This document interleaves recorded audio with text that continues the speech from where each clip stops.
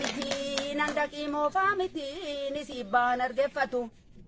biyya abbaan doobaa miti sibbaan arge fudhattu sibbaan arge fudhattu ijoolleen Oromiyaa kaate kaamorooriyaa hidduun akka furguggee buttuun akka culullee lafa liinnaan kan urtu muka yaamnaan kan murtu biyyi keenya Oromiyaa takka namaan hin bultu takka namaan hin bultu.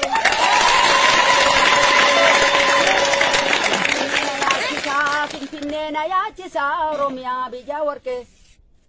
yaa hababaa biqilaa yaadachee Oromiyaa maaltu taasii obse kufeetaan caba malee du'eetaan bada malee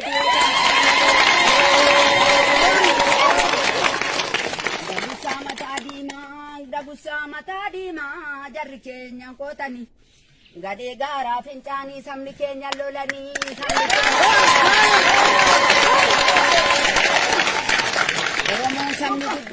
Oromoon sabni guddaan hin tuqumsa bahunda innoo aadaadhaan bulchaa abbaa sabaaf sallamootaa nama maafaddaan qooda yaa kidaa sassaabdotaa siittiin argattan bootaa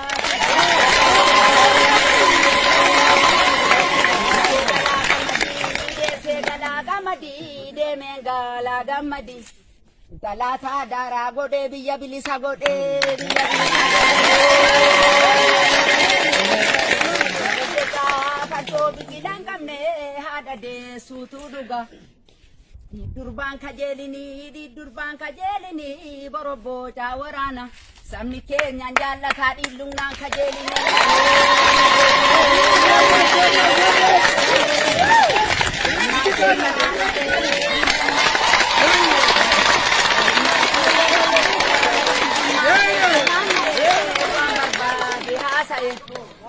biyya dhiirri isaa gamnaa dubartoonni isaa gamnaa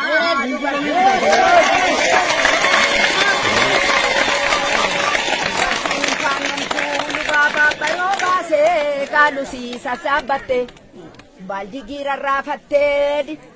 dololoo tarkaanfattee diina shangalaafatte lubaabaa jaalallee warri mootii dhaadallee ittoo jaallisoo gidda jimmaan biyya mootichaa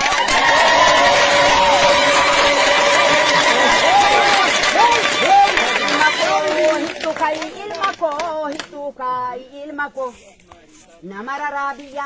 namararaa biyyan koo ergeetiis achii qaba daheetiis afaan qaba dhabuuf yaadan qaba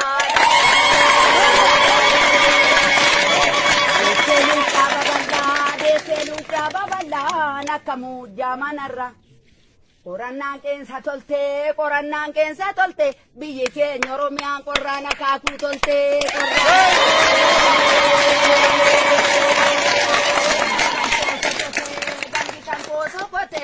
aanaan moonaaddayi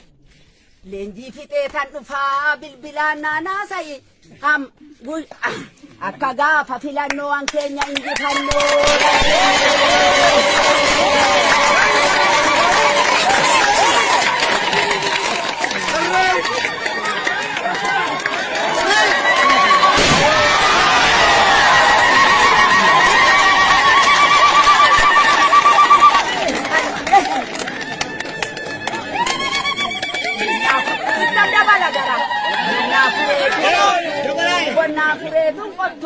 Bonnen nagadatu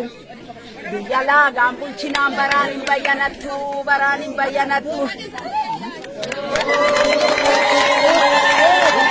kaaribuu foonii ciccittuuri buufoonii namni nyaatu nase'a annoseen kukkutadhee waan alagaan nu goote namni yaadattu si annoseen kukkubadhee annoseen